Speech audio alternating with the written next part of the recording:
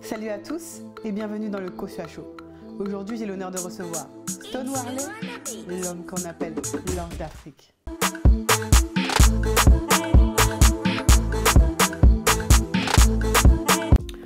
Salut Stone. Salut, comment vas-tu? Bah ça va et toi? Moi ça va super. Merci d'avoir répondu présent à l'invitation. C'est moi qui te remercie. Ok. Bah, je vais te laisser te présenter, nous dire qui es-tu, d'où tu viens et nous décrire un petit peu ton parcours au fur et à mesure. Bah, moi je suis Stone Warley, ancien membre et cofondateur d'Ange d'Afrique. Pour ceux qui connaissent, 4 garçons dans le vent, comme les Beatles. Un boys band africain, franco-africain, qu'on a fait il y a quelques années. Et aujourd'hui je suis en solo et mon nom de scène ça reste Stone Warley, car le monde est Stone. Ok. Donc du coup, comme tu l'as dit, tu viens d'un groupe qui s'appelle Ange d'Afrique. Comment s'est créé le groupe? En fait, le groupe il s'est créé avec mon compère Manolo. C'est Manolo qui était à l'initiative de la création du groupe. Comme lui, il était un peu plus coupé-décalé, un peu plus dombolo, il avait l'idée de rejoindre les... Enfin, moi, j'étais un peu plus dombolo. Il avait l'idée de rejoindre les deux mondes. Moi, au début, ça ne m'intéressait pas trop, j'étais très communautaire. Et ensuite, il m'a montré des vidéos, des artistes comme Keisha qui se mélangeaient beaucoup. Et ça m'a plu. Et du coup, on a commencé à danser à deux pour des artistes. Et de là, quand on a vu Keisha, par exemple, comment il se comportait, sa manière d'être autodidacte, il faisait des prods, il faisait un peu tout. On s'est dit, mais non, on peut faire la même chose, on a des voix, on a un truc. Et on a décidé de créer le groupe et Manolo a donné le nom Ange d'Afrique parce qu'on est des anges, enfin on estime l'être et on vient d'Afrique. Ok. Voilà. Du coup, quand vous avez formé le groupe et tout et que vous avez vu le succès qu'il y a eu, par exemple pour le son Nalinguié, qu'est-ce qui a fait que vous êtes dit, vous avez tout de suite pris ça au sérieux? Ça veut dire que vous étiez d'abord tous les deux ou directement tous les quatre?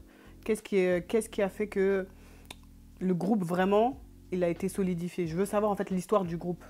L'histoire du groupe, c'est que quand on a commencé à deux, on a fait une scène au Bataclan avec Tia, que je salue. Tia, la reine, elle était la reine du zouk, du coupé-décalé à l'époque. Le Bataclan était plein, il y avait tous les artistes du moment, il y avait même Douk Saga à l'époque. Et il y avait un des membres d'Ange d'Afrique qui était dans le public, qui connaissait Manolo, il est venu nous voir, ah, moi aussi je veux danser et tout ça. Il a introduit, après le quatrième, quand on répétait, lui il avait son côté hip-hop, il venait nous voir, il faisait des petits freestyles, tout ça, et moi j'ai dit, ah mais il est bien celui-là. Et puis c'était le dernier, Keva Keva.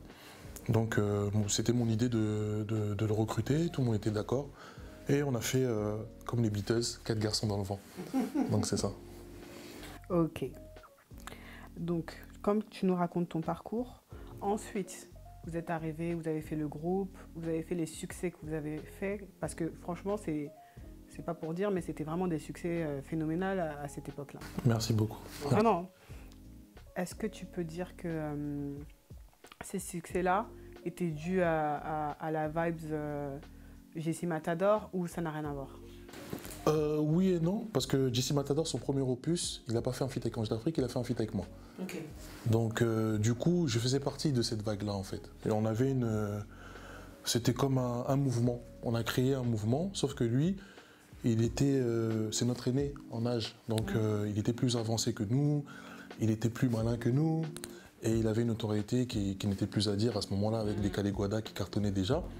Mais la différence, c'est que lui, c'est un artiste. Nous, on était 4 garçons qui chantaient.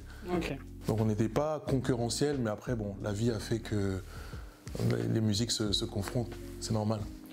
Ok, maintenant on va venir à toi personnellement.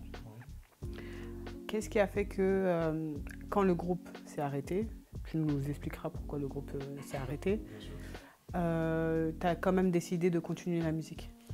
Il y a plusieurs choses, il y a des conseils des amis, des personnes qui m'accompagnaient à ce moment-là, des personnes notamment intimes, et qui m'ont dit voilà, tu as du talent, pourquoi pas essayer. Ensuite j'ai eu contact avec Alain Zelateur qui est le producteur, fondateur de Just Winner, et fondateur avec Edalam et Monsieur Magix. Et on a discuté, on a établi un projet, et c'est de là que Home Connection, Puissance sont sortis. C'était en 2014. Ouais, tout à fait. Tout à fait, tout à fait. Bah, une connection, voilà, c'est mon plus grand succès pour l'instant. Et voilà, c'était vraiment une surprise pour le public de me voir sur un son un peu différent de celui d'Ange d'Afrique. Mais bon, j'ai toujours été un peu éclectique parce que si tu remarques dans Ange d'Afrique, même dans les choris, il y avait des mélanges, ce genre de trucs. On m'a proposé le projet, vraiment, je me voyais bien sur le titre. Et un coup KO. Et quand tu as fait ce son-là, après, pourquoi tu n'as pas forcément continué dans la... Il y a l'impression qu'il y a une pause. Non, parce qu'il y a eu ce succès-là et après... Non, en fait, une connection, pourquoi? Parce que à la base, c'était le projet d'un DJ. Ok. De DJ Lee Mashup fit Stone Warley. Ok. Donc, il y a eu 2 titres. Il y a eu une connection et Top du Top. Ok. Donc, après, les titres, c'est tellement aléatoire. Tu peux avoir un titre qui va en bas, sauf que ce titre-là, il allait super en haut. On était partout, tous les médias. Donc, il y a une tournée qui s'est établie. Il y a beaucoup de scènes. On a fait plus de 100 dates, beaucoup de pays. Donc, c'est vrai que pour enchaîner, c'était compliqué. C'était très compliqué. Ok. On va continuer dans la lancée et on va passer à la question qui fâche. Alors, pour la question qui fâche, enfin, les questions qui fâchent, est-ce que tu penses que le fait que l'ère, parce que vous êtes arrivé dans l'ère du logobi, même si ce que vous faisiez, c'était pas du logobi en soi, Un petit peu avant. Ouais, même un petit peu au début, même si après, au fur et à mesure, vous faisiez plus du logobi, est-ce que vous pensez que le fait que l'ère du logobi est tombée, ça vous a fait chuter aussi, en tant que groupe? Non, parce qu'il y a eu d'autres groupes qui ont eu une éclosion. Il n'y a pas eu que nous, il y a eu Bana C4, il y a eu African Probo, on a créé, en fait il y a des gens qui sont nés pour ouvrir des portes. Nous on a ouvert des portes et ça allait jusqu'à MHD. Aujourd'hui MHD il fait de l'afro, même s'il mélange un peu avec le rap. Et avant ça, on a notre papa, on a eu Mokobé qui a fait un album Mon Afrique. Et il y a eu Bisso Nabisso, des gens comme Passy. Nous on a juste été le boys band du truc. En fait, on a juste été les... C'est pour ça que j'insiste sur les 4 garçons dans le vent, parce que 4 garçons dans le vent, en vrai, c'est les Beatles. Donc moi, j'étais un peu John Lennon, on peut dire Stone Lennon. Tu vois, il y avait Paul McCartney, il y avait, voilà, on était un peu dans ce délire-là. Et Jesse Matador, il était plus ambiance, des Kaliguada, tout ça. Donc chacun avait son esprit, et c'est ça qui a créé ce mouvement-là. Et on en est fiers, parce qu'aujourd'hui, je sais pas si c'est grâce à nous, mais il y a un peu de nous dans du MHD. Et c'est génial. Ok. Parmi tous les groupes afro qu'il y avait à ce moment-là, tu peux t'inclure. Mais j'aimerais bien que tu me cites 3 groupes qui pour toi étaient les meilleurs. 3 groupes meilleurs. Dans les groupes afro, bah pour moi le meilleur c'est Ange d'Afrique. Ça c'est indéniable. Pourquoi? Parce qu'on était un groupe qui chantait vraiment, qui dansait aussi, on était complet, on avait... beaucoup de gens se sont inspirés de ce qu'on a fait. Après, businessment parlant, on n'a peut-être pas fait les bons choix, mais en tout cas, musicalement parlant, je pense qu'on était un peu meilleur. Pourquoi businessment parlant Businessment parlant, parce que vous savez qu'on a un certain âge, il y a des contrats qui arrivent, on voit des grosses signatures, tout ça, donc nous on signe sans lire. Et ça nous plombe. Ça, c'est ça le problème. Donc il faut être bien entouré. Okay. Par exemple, un gars comme Jesse, qui est mon ami, je sais que lui, il a été mieux entouré que Ange d'Afrique, par exemple. Voilà. Okay.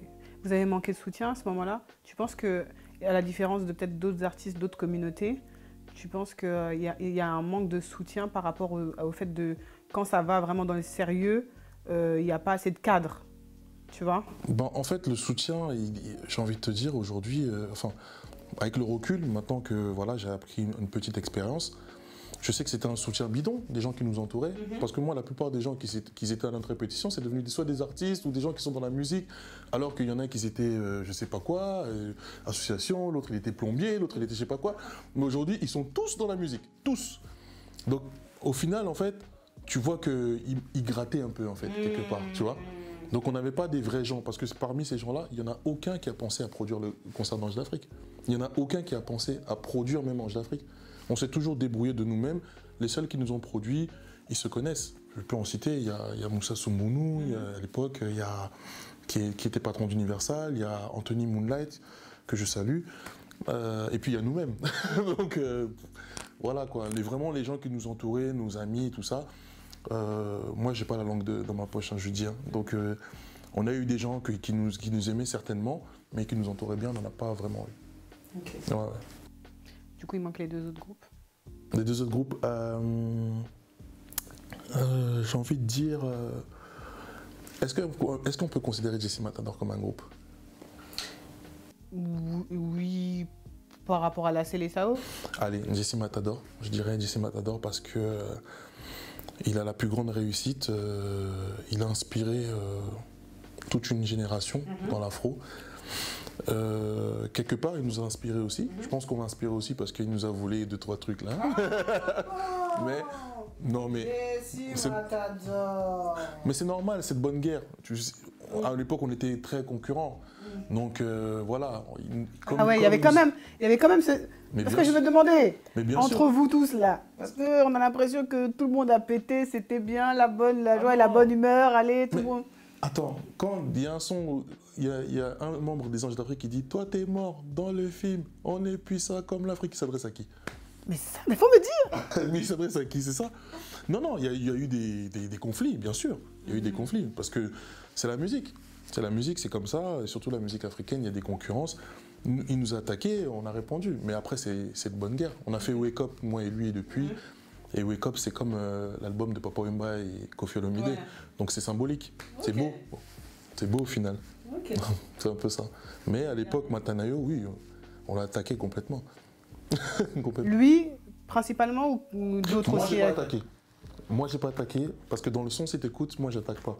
C'était un peu dans l'esprit section d'assaut. Chacun posait son couplet.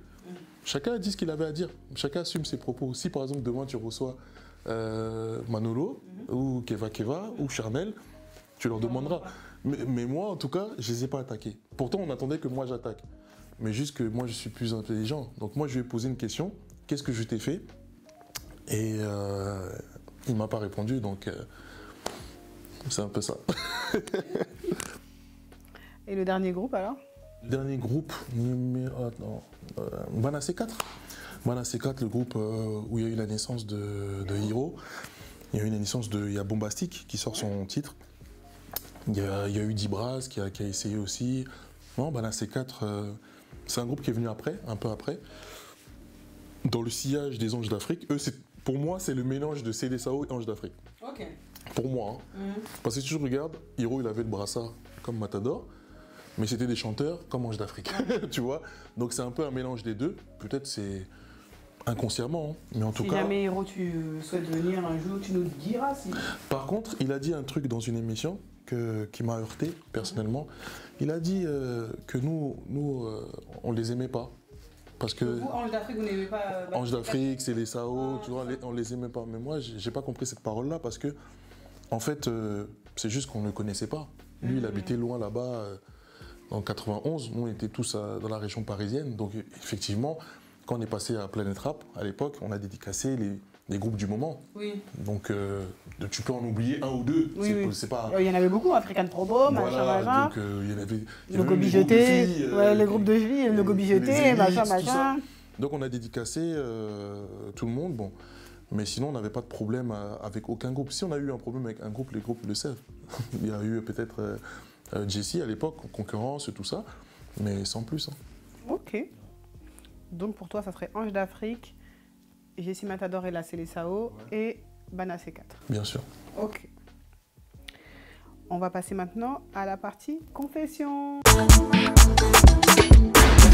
Alors, pour la confession, peux-tu nous raconter l'histoire de la chanson Nalinguié? En fait, Nalinguié, c'est très simple. On était au studio, on préparait des titres. Et à un moment, il y a notre producteur qui faisait des instrus. Il nous propose des instrus, des beats, comme on dit. Et j'écoute un beat, je dis, et tout le monde, ouais. Il dit, non, pas ça. Deuxième beat, non. Troisième beat, c'est Nalinguié. J'ai dit, ça c'est bien. Mais, ah non, toi t'aimes trop Kofi. Ah, tout. Tu vois?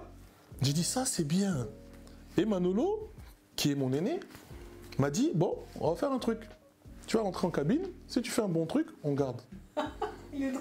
Parce que moi, j'avais une politique. Moi, quand je boudais, je boudais. Ah. C'est-à-dire que moi, si tu me disais, parce que les autres, ils auraient pu, quand on a fait le vote, ah non, moi j'ai dit, moi je chante pas. Vos instrus là, moi je chanterai pas dessus. C'est ça que je me suis imposé. Et comme moi j'avais la voix un peu plus africanisée, si moi je chantais pas, c'est comme si... C'est un peu comme Boyz II Men, tu vois, c'est pas Ange d'Afrique. C'était toi quand même le leader dans la musique, enfin, dans le chant du groupe. On peut dire ça, mais c'est bien que c'est toi qui l'as dit. Ah. Mais en tout cas, quand on est arrivé, je suis arrivé en cabine.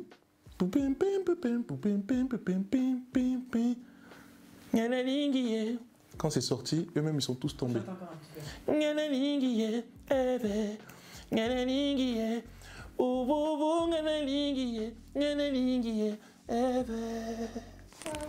Donc voilà, directement, tu vois, c'est sorti. Ils ont tous commencé à écrire. À l'époque, c'était pas de téléphone, c'est feuille stylo, tout le monde. Et même système que section d'assaut, chacun pose son couplet. Donc en fait, je considère cette chanson comme ma chanson.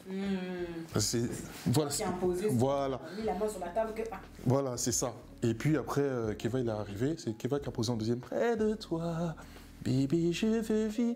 Après Manolo, il a fait son truc aussi, Charlie, il a fait son truc aussi. Et c'est ça qui a construit la chanson. Bon, c'est notre chanson, hein, mais l'histoire c'est ça. Je suis l'initiateur de la chanson. Okay. Exactement. On te remercie beaucoup. Parce que je remercie aussi mes frères. Très bien que vous, dans les après, vous allez serrer de copines avec ça. Je remercie quand même aussi mes frères qui, au final, m'ont suivi. Oui. Donc, quand je dis c'est ma chanson, je dis l'initiateur. Mais c'est notre chanson. Ok. On va passer maintenant au quiz. Alors, on va commencer avec le quiz. Je vais te poser une question musicale. Il faudra que tu me dises qui a chanté cette chanson. Mais normalement, ça doit passer comme de l'eau, là. On ne sait jamais. Papa Wemba. Maria Valencia.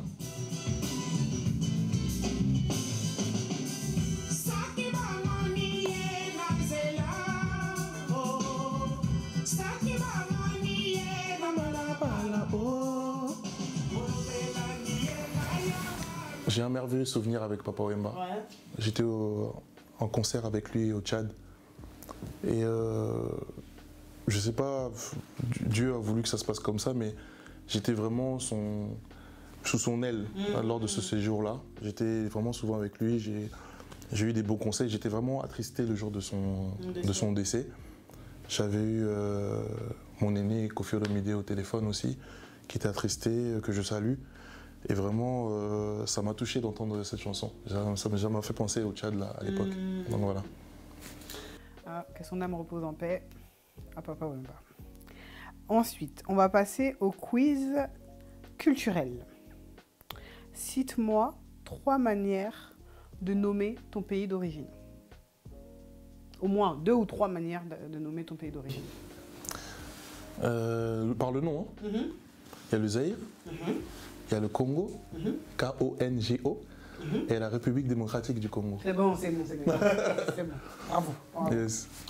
On va finir avec un quiz culinaire. Quelle pâtisserie fait référence à ton pays d'origine? Pâtisserie. Gâteau. Un gâteau. Est-ce que nous on a des gâteaux? Gâteau. Ça, c'est un piège, franchement. Non, il n'y a pas de gâteau. Il y a pas de gâteau. Nous, c'est toujours les micatés, les trucs comme ça. Oui, mais c'est un gâteau qui fait référence à ton pays. Ça ne veut pas forcément dire que ça vient de ton pays, mais il fait référence à ton pays. Congolais. Voilà.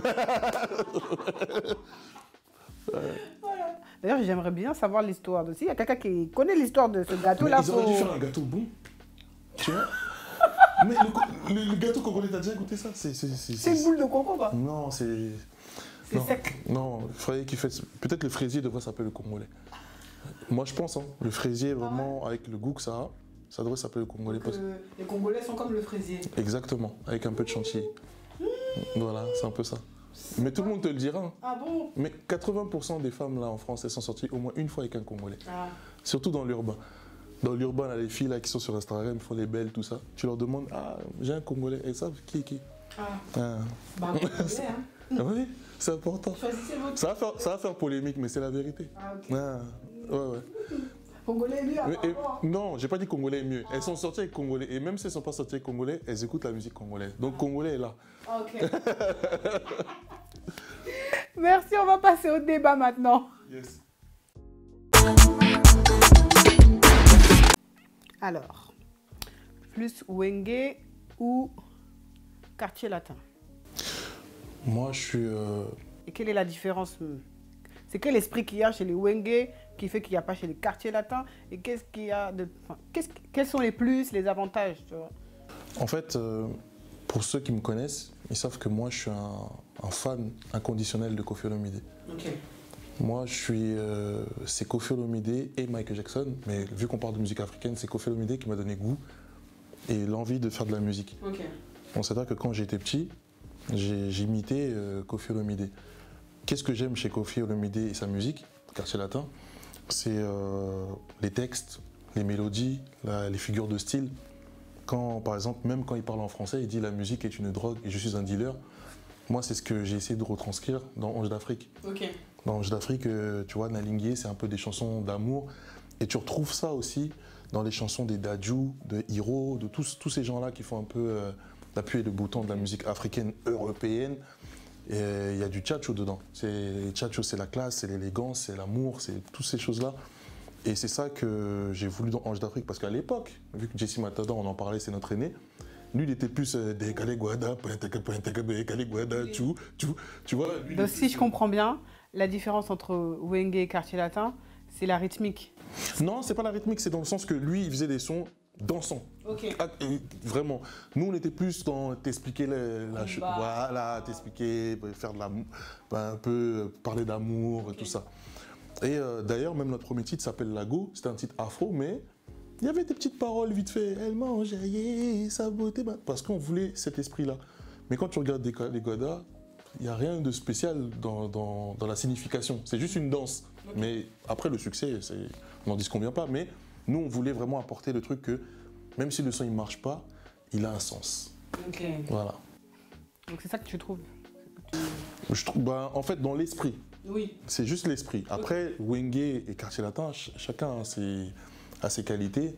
Mais nous, en tout cas moi, personnellement, j'étais plus inspiré par la musique de Koffi Olomide. Ok. Jusqu'à aujourd'hui, d'ailleurs. Donc c'est un peu ça. Bah, je te remercie. Moi aussi, je te remercie. On va passer maintenant au tirage au sort.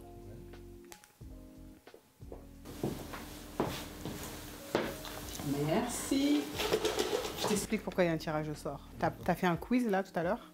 Et du coup, le quiz, tu as géré ça. Merci beaucoup. Donc, moi, sur ma page Instagram, je fais un jeu concours qui permet aux personnes de gagner un lot seulement si mon invité réussit le quiz.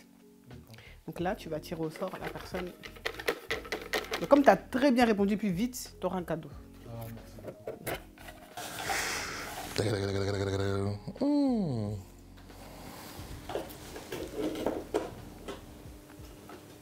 Ton écriture, Rokia? Non, Pochia. Pochia, ok. Pochia, écoute, tu es la gagnante du quiz et je te souhaite bonne chance pour la suite. Merci à toi. Est-ce que tu as une actu? Mon actu, c'est que je suis en train de préparer un opus. Okay. Dieu seul sait si ça va être un EP ou un album. Il y a des jolis featuring. Okay. Il y a mes rêves dans cet opus-là. Okay. C'est l'opus que j'ai tant rêvé. J'ai toujours fait des choix quand j'ai commencé en solo parce que des fois tu as envie de percer vite, des fois tu as envie d'être sur les feux des projecteurs et je les assume très bien. Mais aujourd'hui j'ai envie de montrer ce que j'ai dans le fond de mes tripes, de mon cœur, de mon âme. Donc j'ai vraiment envie de chanter ma vie et ce qui m'entoure. Okay. Donc il y a peut-être des sons qui vont chanter. J'ai un son qui s'appelle Le goût de ça, que tu as eu l'occasion de... Voilà. Et voilà, par exemple, ouais. Et j'ai des featuring aussi qui me tiennent à cœur. Donc ça, je pense que ça va faire du bien. Et j'espère, quand les concerts reviendront, faire mon premier concert. Et là, j'inviterai pour la première fois les Anges d'Afrique au complet. Ok. Voilà. Ça, c'est une exclue, là. Ouais, c'est une exclue, pardon. Et Keva qui n'est pas là, enfin qui n'est pas en France en ce moment, mais je les appellerai tous personnellement. Et quitte à prendre leur billet, en tout cas, ils viendront. C'est un homme capable de toute manière. Heureusement, c'est toi qui l'as dit. Donc, comme je vous le dis toujours, n'oubliez pas d'aller vous sublimer chez Femmes de Unique Touch pour avoir des perruques vraiment, vraiment fluides à bon prix. Femmes de Unique Touch. Ensuite, on a été merveilleusement servi par Food Roots et des desserts vraiment à peur. Dream Donuts. Ensuite, le make-up. Vous voyez comment je suis jolie. Vous voyez comment il m'a chanté la chanson. De Unique Crown. Et bien sûr, le seul et unique sponsor officiel, Just Winnie avec le Ginger Flame. On se retrouve à très bientôt pour un nouvel épisode du Kosua Show. Merci à toi, Stone. Merci à toi. On est ensemble. Ouais. Même après décembre, on reste ensemble. On est ensemble. Voilà.